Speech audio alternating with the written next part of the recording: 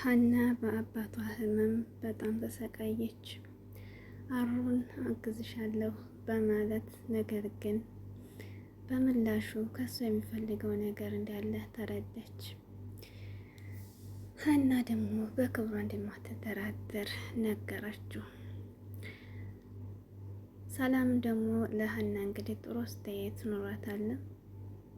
አሩን ታፈቀረችው ወዲክ ለሀና በጣም ምርጥ ጓደኛ ሆናታለች። ጸባዋን ቀይራላታለች። በጣም ተቆርቁራላታለች።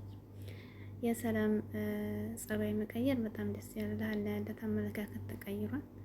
ምናሴ ደግሞ እንግዲህ አሩን ጓደኛው በችግር ሰዓት እንድትገናኙና እንድትተዋወቁ ለሀና እያስረዳት ነበር። ነገር ግን ጥሩ ጓደኛ ነው ብሎ እስከ ዛሬ የሚመኘው አሩን ጓደኛው ዛሬ ላይ ደግሞ መጥፎ ጓደኛ እንደሆነ ምናሴ ተረድቷል። ሀናን አባቷን ሊያግዛት የሚፈልገው ከሱ የሆነ ነገር ፈልጎ እንደሆነ እሱም አላወቀም ነበር። እንደውም ጥሩ ልጅ ነውና ሀብታም ነው ይገዝሽ ብሎ ያበረታታት ምናሴ ነበር።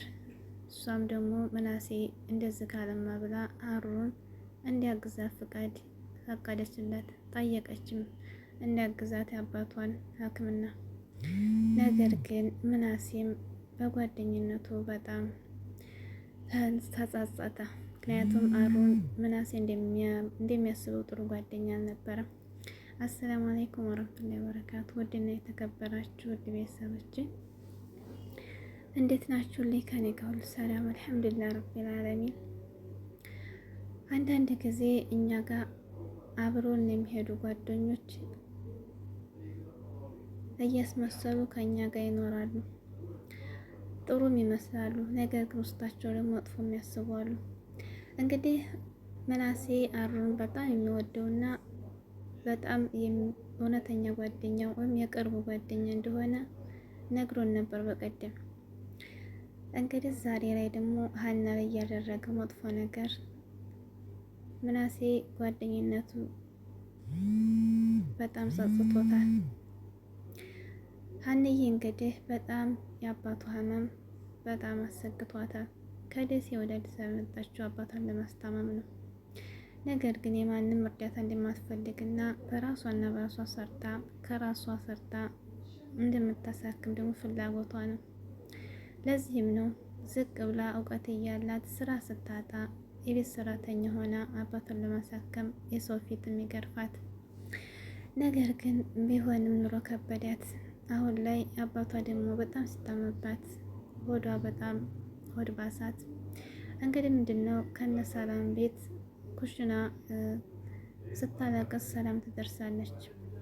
ሰላም ደግሞ ምን ሆነሽ ሀንዬ የምታለቅሽው እያለች ታባይ እንደሆነ አላለቀስኩም እያቻት እንዴት ነው እያቅሽ እያየሁሽ እንደሆነ የምትይኝ እያለች ተባባለች። በኋላ ትታት ሄደች። ሀኒምም ተንስታ ወደ ስራዋ ገባች። ምናሴ ሲመጣ ሰላምን ሲጠይቃት ሀናሳ ስትላት ሲላት ሀናን ዛሬ በጊዜ ሸኝኋት አለችው። ለምን በሰላም አላት።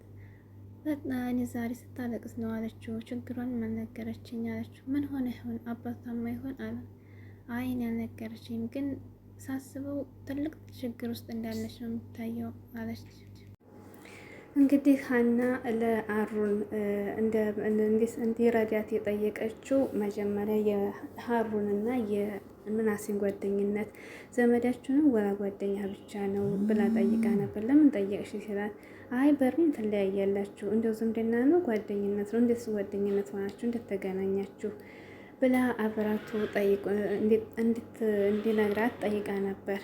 እሱም ደግሞ እሱ ተናዶ ቤተሰቦች ሲለያዩ እንዲሁም ሲጀራ ሲያጨሳጫሱ አጓጉል ቦታውና እሱም ምናሴ ደግሞ ትምህርቱን አቋርጦ አሁን ስሜት ላይ ሆነው ተገናኝተው ምናሴ እንግዲህ ከያንን አጫስ ቦታ እንደሆነ ከዛ ቦታ አስለቅቆት ቀን በቀን ቀይሮት እንደዛ በዛ ችግር እንድትገናኙ ነገራት።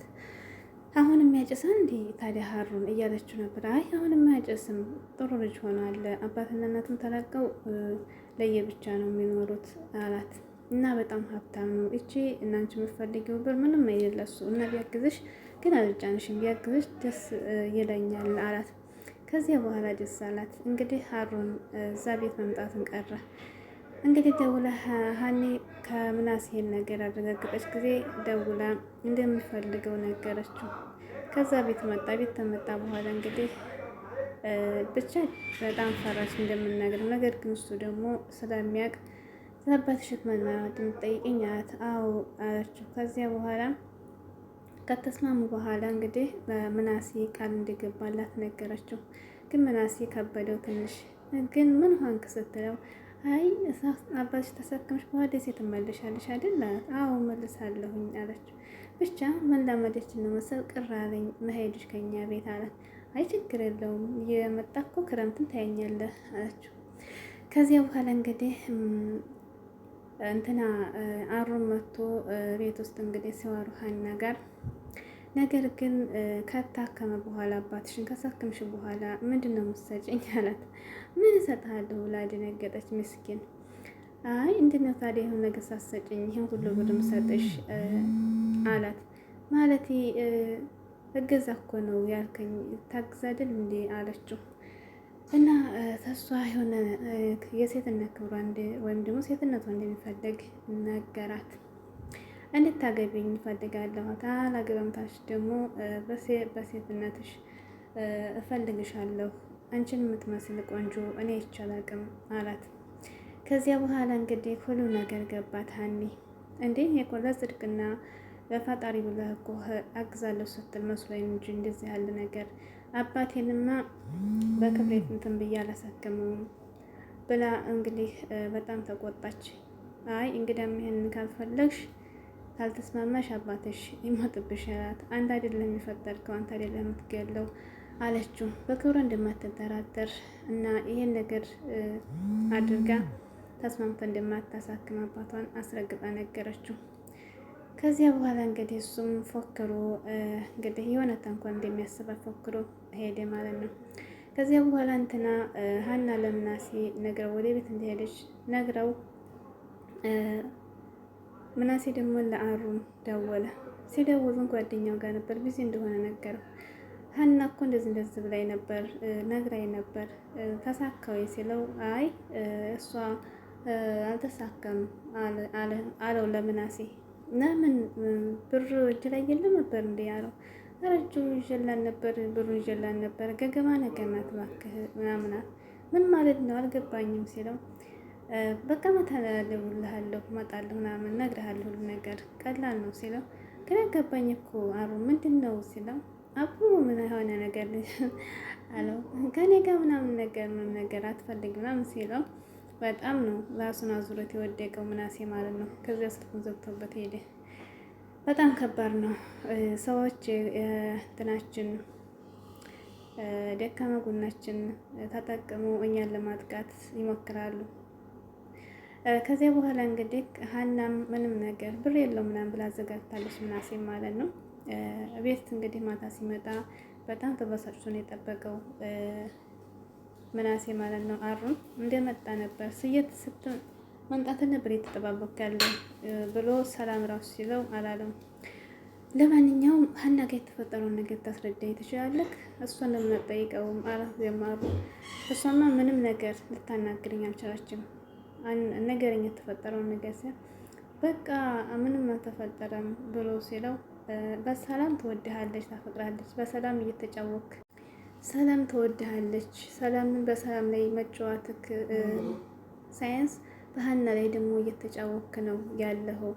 እኔ ግን ጓደኝነታችን እንደዚህ ያህል ይሆናል ብዬ አልጠረጠርኩም ነበር። አንተ እንደዚህ መሆን በጣም ርካሽ ሰው ነህ ብሎ በጣም ገፈታተረው ማለት ነው። ተምር እየቀለድክ ነው እያለው ነበር እና በጣም ጓደኛ እንደታለቀ ወንድሜ ነበር የሚያይ ከአንተ ጋር ርካሽ መጥፎ ሰው ነው ብሎ አሁን ከቤት እንደወጣልኝ ዝር ብለህ እዚህ ቤት እንዳትመጣም የኔና ጓደኝነት አብቅቷል፣ ቤታችን እንዳትመጣ ብሎ አሰናበተው ማለት ነው። ገፈታተሩ ከቤት አወጣው ምናሴ ማለት ነው። ምናሴ የተባረከ ልጅ አስተዋይ ልጅ ማለት ደረጃ ድረስ በጣም ጎበዝ ልጅ ነው ማለት ነው። ለሁሉ ለሴት ልጅ ያለው ክብር ለሁሉ ነገር አስተዋይ ልጅ ነው። እንዲሁም ደግሞ ሰላም እንደምትወደው እየነገረችው ነበር። አራዝር እንደሆነ ያን አራዝር ታናሽ ወንድሜ እንደምወደው እያለች አሁን ግን እናታቸው እህታቸውን ታጣይ ወዲክ ምናሴ ብላ ስሙን ተቀየሰችው። ወዲክ ደግሞ እናቷ ጋር እንደምትጣላና ፍቅሩ እንደቀነሰባት እየነገረች ነበር። ለምን አራዝም ብለሽ አጠሪኝም እያለን ነበር።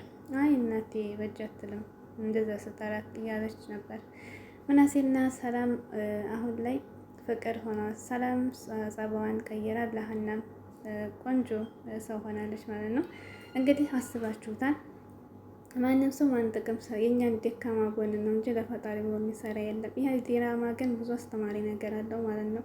የሁላቸውም እንትን ጠብ አይልም እና እንግዲህ አሩን ደካማ ጎኗን ተጠቅሞ ሀናን ጉር ሰራን ነበር። ነገር ግን ልጅቱ ደግሞ በጣም ጀግናና ጎበዝ ልጅ ናት፣ ማስተዋይ ልጅ ናት ማለት ነው። በእንደዚህ ያለ የምትሸውድ አይደለችም። ብዙ መከራን የምታልፍ በፈጣሪው የምትተማመን ናት።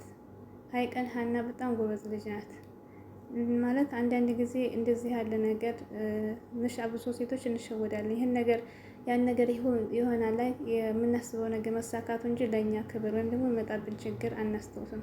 ሀና ግን በጣም ጎበዝ ናት። ግን የሀና አባት ይሻላቸው እንግዲህ ሁላችን ዱዓ እናደርግላቸዋለን ማለት ነው። ተሽሏቸው ደግሞ ሀና እንደምትደሰት ተስፋ አለን።